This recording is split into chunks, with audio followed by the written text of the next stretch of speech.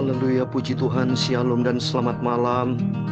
Kembali kita bisa berjumpa di dalam kasih Bapa kita Tuhan Yesus Kristus. Kita puji Tuhan, kita terima kasih kepada Bapa kita Tuhan Yesus Kristus yang senantiasa memelihara hidup Bapak, Ibu, Saudara bersama saya pada Selasa malam ini tanggal 9 November 2021. Itu semua karena cintanya Yesus yang luar biasa. Biar makin hari kita mau dewasa, makin hari memiliki hati yang bijak, hati yang selalu cinta kepada Tuhan, hati yang selalu mau merindukan mengalami perjumpaan dengan Tuhan, alami perjumpaan dengan Tuhan, alami senantiasa kedekat dengan Tuhan, keintiman dengan Tuhan. Kalau kita intim dengan Tuhan, hidup kita merasa bahagia, karena cara pandang kita sehat, cara pandang kita hidup di dalam kebenaran Tuhan. Karena firman Tuhan katakan langit dan bumi akan lenyap. Itu saya Pastor Yakob Rahmat akan menyanyikan sebuah pujian. Langit dan bumi akan lenyap, tapi bagi orang di dalam firman Tuhan akan kekal selama-lamanya. Amin. Tuhan Yesus memberkati Bapak Ibu semua. Langit dan bumi, haleluya, akan lenyap. Amin, haleluya. Tetapi firman-Nya, haleluya, tetapi firman-Nya, amin, haleluya, tetapi firman-Nya, haleluya, dan tetap, amin, haleluya.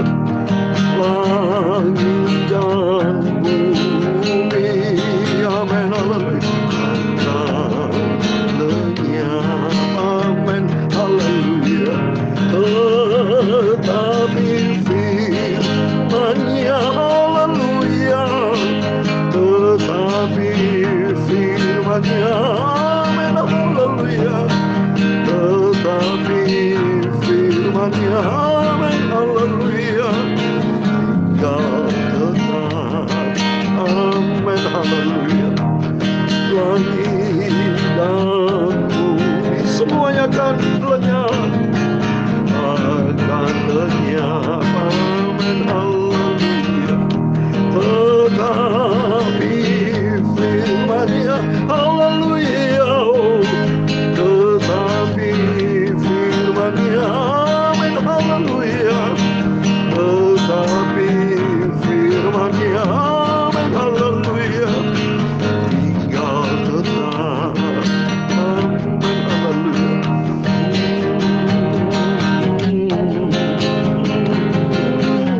Dalam Matius 24 ayat 35 dikatakan, langit dan bumi akan berlalu, tetapi perkataanku tidak akan berlalu, ke firman Tuhan.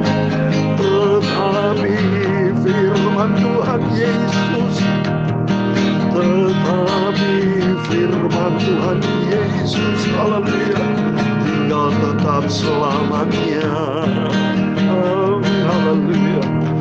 Tetapi firman-Nya dalam 2 Petrus pasal 3 ayat 10 dikatakan, tetapi hari Tuhan akan tiba seperti pencuri. Pada hari itu langit akan lenyap dengan gemuruh yang dahsyat, dan unsur-unsur dunia akan hangus dalam nyala api, dan bumi dengan segala yang ada di atasnya akan habis lenyap. Tetapi sesuai dengan janji Tuhan, kita menantikan langit yang baru dan bumi yang baru, di mana terhadap kebenaran, amin, haleluya. Tetapi firman-Nya, amin, haleluya, tetapi firman-Nya, amin, haleluya, tetapi firman-Nya, amin, haleluya, tinggal tetap, amin, haleluya, tetapi firman Tuhan Yesus, haleluya, tetapi firman Tuhan Yesus, haleluya, tetapi firman Tuhan Yesus, haleluya, kekal selamanya, amin, haleluya. Memang tepat sekali Bapak Ibu. Kita harus sadar, kita hidup di dalam kebenaran firman Tuhan. Jadi sebagai acuannya hidup dalam kita, standarnya hidup kita di dunia ini, standarnya firman Tuhan. Sebab sudah saya katakan, dunia ini sudah rusak Bapak Ibu. Dunia ini tempatnya iblis, di bawah kuasa otoritas iblis. Maka kalau iblis yang memerintah, rusak semuanya. Untungnya Yesus datang. Yesus datang membawa kebenaran. Yesus datang untuk membawa kerajaan Allah. Dalam kerajaan Allah sudah saya katakan, ada kebenaran, ada damai sejahtera, dan sukacita Roh Kudus. Firman Allah firman tepat sekali. Matius 24 ayat 35 dikatakan, langit dan bumi akan berlalu, tetapi perkataanku tidak akan berlalu.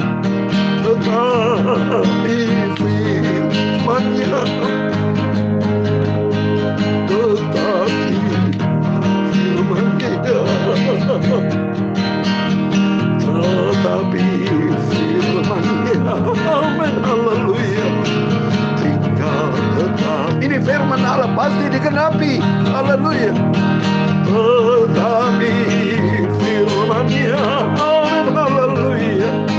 Tetapi firman Tuhan Yesus, haleluya. Tetapi firman Tuhan Yesus, haleluya, tinggal selamanya, haleluya. Berarti kalau firman Allah dia sumber kehidupan, Yesus adalah sumber kebenaran, pencipta langit dan bumi, yang menciptakan segala-galanya.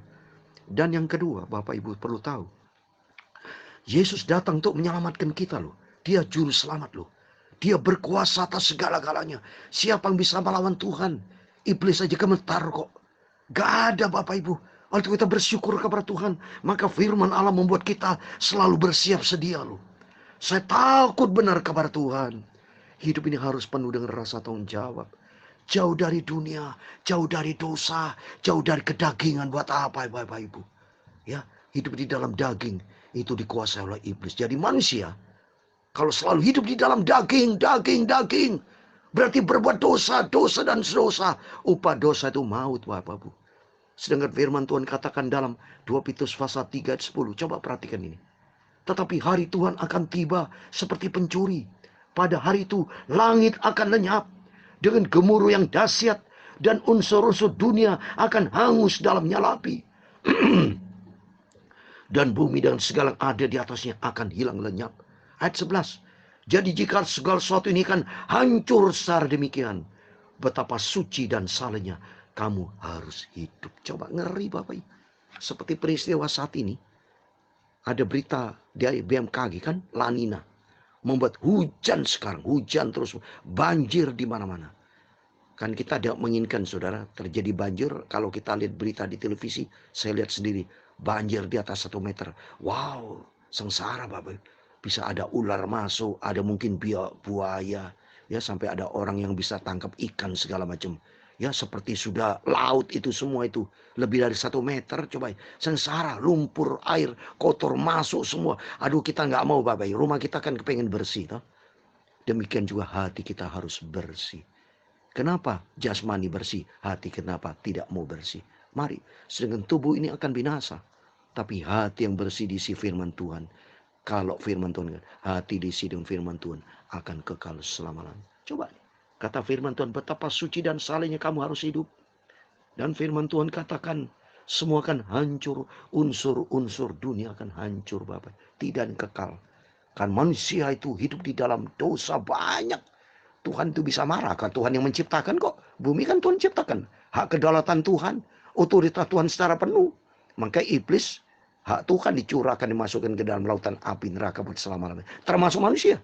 Kalau manusia bandel, tidak mau ikuti firman Tuhan.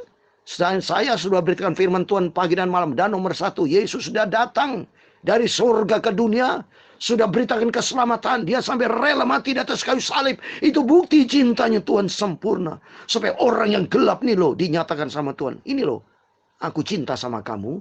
Supaya kamu jangan hidup di dalam kegelapan dosa. Jangan ikuti daging dunia yang akan binasa. Maka firman Allah disampaikan. Termasuk puji-pujian disampaikan, langit bumi akan lenyap. Tapi orang yang di dalam firman Allah akan kekal selama-lamanya. Maka kita harus hidup sebuah pilihan. Terserah Bapak Ibu sih. Biarpun saya udah cuap-cuap, udah keluar berbusa-busa, mohon maaf ya. Pendeta begitu banyak sekarang, sudah luar biasa. Saat ini gencar beritakan kebenaran itu semua. Hamba Tuhan sudah melakukan dengan penuh tanggung jawab, salah satunya juga saya. Bersama seluruh para hamba Tuhan, seluruh anak Tuhan, andil bagian dalam memberikan kesaksian, dalam memberitakan tentang Tuhan Yesus. Supaya apa? Supaya kita selamat. Jangan ikut hancur karena dunia. Kalau hancur binasa selama-lamanya. Bapak, tolong Bapak renungkan selama-lamanya. Bukan 100 tahun, bukan 1000 tahun, bukan 1 juta tahun. Selama-lamanya. Kita binasa satu hari aja masuk penjara sudah ngeri. Ada di antara Bapak Ibu mau masuk penjara 1 hari aja dah. Ngeri kita berhadapan dengan jangan masuk penjara. Berhadapan dengan panggil polisi ya kita sudah serem ya. Sudah melanggar hukum, apalagi masuk penjara. Penjara ada sekian tahun lagi ya. Ya, apalagi kalau masuk neraka selama-lamanya, saya nggak ngerti. Dijauhkan Tuhan dalam nama Yesus. Untuk itu lebih bagus kita merasa hidup di dalam kehendak Tuhan. Biarpun kehendak Tuhan kita lakukan ada rasa duka, ya, rasa tekanan. Tidak ada masalah, kata firman Tuhan dalam Roma pasal 8:18. Kesengsaraan saat ini dibanding dengan kemuliaan Allah tidak sebanding. Jauh Bapak Ibu. Mulianya nanti bersama Yesus kekal selamanya. Mari. Saya mau kembali kepada firman Tuhan. Kita mau buka sesuai dengan firman Tuhan. Kalau malam hari ini kita rutin saat kita baca Kisah Rasul pasal 23. Puji Tuhan loh Bapak Ibu ya. Kisah Rasul sudah kita lalui dari pasal pertama, pasal 2, dan kemarin pasal 22. Sekarang pasal yang baru, pasal 23. Berarti Bapak Ibu jangan absen. Bapak Ibu tolong hargai waktu-waktu yang Tuhan berikan. Jangan memandang rendah. Saya hamba Tuhan sederhana kok melain pekerjaan Tuhan. Saya berikan firman sederhana. Tapi justru sederhana kalau disertai hati yang bersih, hati yang tulus. Ya, itu berharga di mata Tuhan. Dan tidak perlu muluk-muluk. Saya memang pendeta tidak terkenal. Tapi yang penting saya dikenal oleh Tuhan Yesus. Itu aja. Ya, saya tidak mau jadi pendeta terkenal. Ya, yang penting ikut Tuhan Yesus dengan benar. Beritakan firman Tuhan dengan benar. Dengan hati yang tulus. Saya tanpa pamrih. Saya bukan untuk cari uang di sini, tidak. Tapi saya beritakan kebenaran tentang Tuhan Yesus. Supaya Tuhan Yesus dikenal oleh setiap kita. Supaya Bapak Ibu ayo ikuti langkah-langkah bersama saya di dalam kebenaran firman Tuhan. Saya hidup benar Bapak Ibu. Saya jujur aja dalam nama Yesus. Saya tidak mau bohong-bohongan. Saya tidak selingkuh-selingkuhan. Saya tidak hidup di dalam kekotoran dunia. Tidak. Sederhana. Rumah saya sederhana. Ya, baju-baju saya sederhana semua. Tidak punya barang-barang mewah. Saya tidak ada. Rumah saya kecil, hidup sederhana. Yang penting saya ada hati Tuhan Yesus. Saya bersama istri, bersama putri saya hidup sederhana. Tapi saya dipelihara sama Tuhan. Saya mendapat kasih daripada beberapa saudara yang mencintai Tuhan Yesus. Mari semua kita hidup di dalam kasih. Kita hidup di dalam kebenaran firman Tuhan. Biarpun kita sederhana, gak ada apa-apa. Yang penting kita punya Tuhan Yesus. Kalau kita punya Tuhan Yesus, rumah kita sederhana di dunia. Tapi kita punya rumah di surga. Rumah yang kekal bersama Tuhan. Amin. Saya mau baca Kisah Rasul 23 ayat 1-11. Demikian firman Tuhan. Sambil menatap anggota-anggota mahkamah agama, Paulus berkata, "Hai saudara-saudaraku, sampai kepada hari ini aku tetap hidup dengan hati nurani yang murni di hadapan Allah."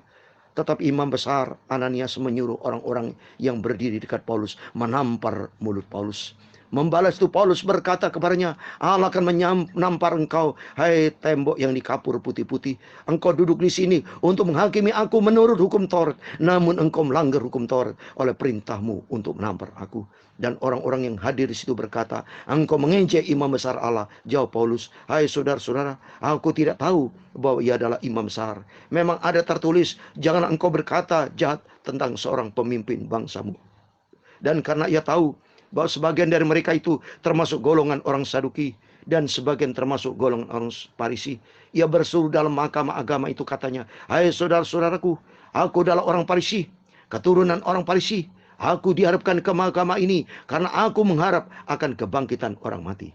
Ketika ia berkata demikian, timbullah perpecahan antara orang Farisi dan orang Saduki, dan terbagilah orang banyak itu. Sebab orang-orang Saduki mengatakan bahwa tidak ada kebangkitan dan tidak ada malaikat atau roh. Tetapi orang-orang Farisi mengakui kedua-duanya. Maka terjadilah keributan besar berapa ahli Taurat dari golongan Farisi tampil ke depan dan membantah dengan keras, katanya, kami sama sekali tidak menemukan sesuatu yang salah pada orang ini. Barangkali ada roh atau malaikat yang telah berbicara kepadanya. Maka terjadilah perpecahan besar, sehingga kepala pasukan takut kalau mereka akan mengoyak-ngoyak Paulus. Karena itu ia memerintahkan pasukan untuk turun ke bawah dan mengambil Paulus dari tengah-tengah mereka dan membawanya ke markas. Ayat 11 terakhir.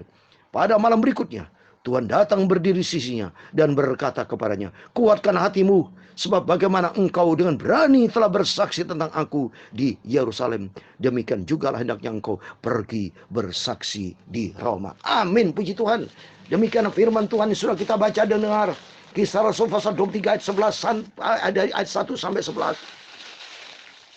Dan di dalam nama Tuhan Yesus Kristus, Bapak Ibu Saudara semua yang setia baca firman Tuhan, yang setia merenungkan firman Tuhan, dan yang paling penting, mari kita mau cinta Tuhan Yesus.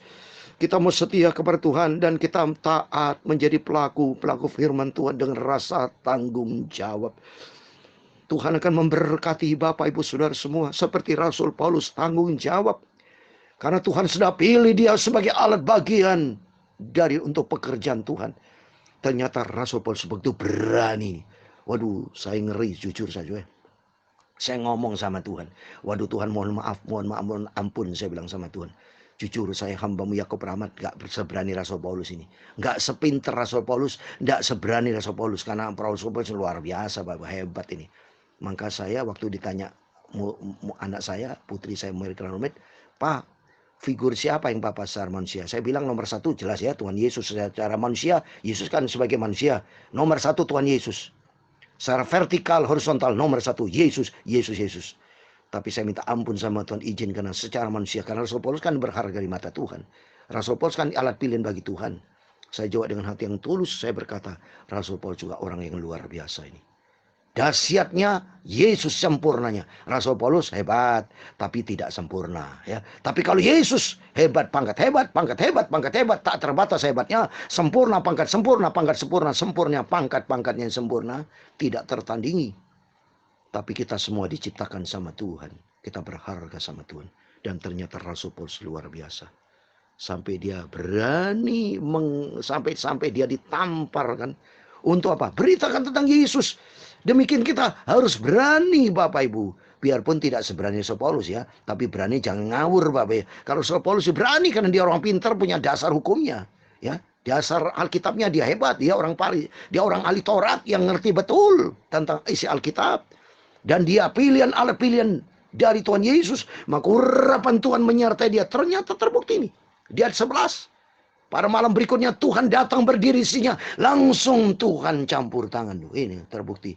Kalau Rasul Paulus enggak disertai Tuhan, sudah mati kapan-kapan. Kalau kita tidak disertai Tuhan, ya habislah kita. Termasuk saya bisa hidup sampai detik ini, termasuk Bapak Ibu bisa jumpa sampai tanggal 9 November, besok tanggal 10 Hari Pahlawan. Itu anugerah Tuhan, kasihnya Tuhan.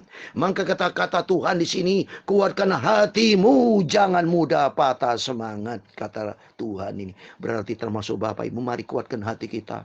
Untuk kita berpegang kepada janji Tuhan Yesus. Karena di dalamnya ada janji Tuhan.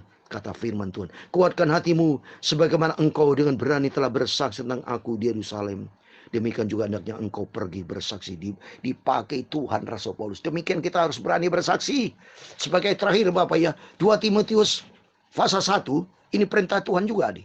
Pasal 1 ayat 8. Dikata demikian. Jadi janganlah malu bersaksi tentang Tuhan kita. Dan jangan malu karena aku seorang hukuman karena dia. Melainkan ikutlah menderita bagi Injilnya oleh kekuatan Allah. Amin. Firman Tuhan katakan kepada Rasul Paulus. Supaya kuatkan hatimu. Ternyata di sini juga dikatakan. Ikutlah menderita bagi Injilnya oleh kekuatan Allah. Roh Kudus akan menyertai setiap kita. Biar kita terus maju melakukan pekerjaan Tuhan. Karena janji Tuhan. Ayat terakhir lagi. Itu di dalam Matius. Bapak ya. Yesus sendiri sedang ngomong loh. Tuhan Yesus ngomong loh ya. Dalam Matius pasal 5 ayat 19 dikatakan, berbahagialah kamu jika karena aku kamu dicela dan dianiaya dan kepadamu difitnahkan segala yang jahat. Karena apa? Karena ayat 12 dikatakan, bersukacita dan bergembiralah karena upahmu besar di surga. Amin. Kalau kita memberitakan berita tentang Yesus, sumber kebenaran, dan kita hidup di dalam kebenaran Tuhan, ada janji Tuhan. ada penyertaan Tuhan. Dan kedua, ada janji Tuhan, kita ada besar upah di surga. Karena langit dan bumi akan lenyap, tapi bagi orang di dalam firman Tuhan akan kekal selamanya. Amin. Tuhan semua memberkati Bapak Ibu semua. Langit dan bumi, haleluya, akan lenyap, amin, haleluya. Tetapi firman-Nya, amin, haleluya. Tetapi firman-Nya, amin, haleluya. Tetapi firman-Nya, amin, haleluya, tinggal selamanya, oh, haleluya. Langit dan bumi semua akan hancur lenyap, akan lenyap, akan hilang semuanya Bapak Ibu, amin. Tetapi firman Tuhan Yesus, haleluya. Tetapi firman Tuhan Yesus, amin, haleluya. Tetapi firman Tuhan Yesus, amin, haleluya, akan selamanya, amin, haleluya. Tetapi firman Tuhan Yesus sumber kebenaran, haleluya. Tetapi firman Tuhan Yesus, haleluya. Tetapi firman Tuhan Yesus akan selama-lamanya, amin, haleluya. Tuhan memberkati engkau dan melindungi engkau. Tuhan menyinari engkau dengan wajah-Nya dan memberi engkau kasih karunia. Tuhan mengharapkan wajah-Nya kepadamu dan memberi engkau damai sejahtera. Bapa kami yang di surga, dikuduskanlah namamu, datanglah kerajaan-Mu, jadilah kehendak-Mu di bumi seperti di surga. Berikanlah kami pada hari ini makanan kami yang secukupnya, dan ampunilah kami akan kesalahan kami, seperti kami juga mengampuni orang yang bersalah kepada kami. Dan jangan membawa kami ke dalam pencobaan, tetapi lepaskanlah kami daripada yang jahat, karena Engkaulah yang mempunyai kerajaan dan kuasa dan kemuliaan sampai selama-lamanya. Amin. Puji Tuhan, selamat malam. Selamat Bapak Ibu, jangan lupa berjaga dan berdoa. Selamat beristirahat. Tuhan memberkati Bapak Ibu Saudara semua. Dan Tuhan Yesus bersama kita. Immanuel. Amin. Puji Tuhan. Haleluya.